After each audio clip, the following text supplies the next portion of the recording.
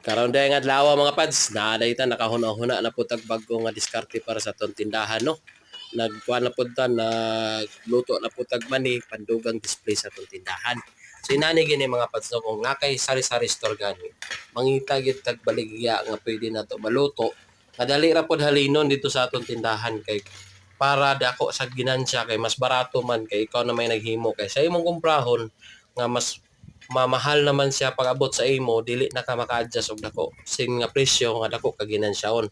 So pareha ni mga pads so ikaw ray nagluto pila ra biya ni ka minuto di ra man gani ni mahurot ag isa ka oras sa pag-ukay-ukay aning mani nga di imo na pong para to may imong display dito.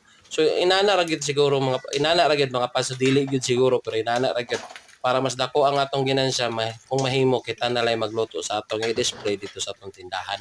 So kaning mani mga pads dili ba ni siya mahal ug dili pud lisod lutoon. Imo lang gini siya ukay-ukayon kay para dili mapagod kay lain man pud ni siya og mapagod ug imong ma-over pagluto.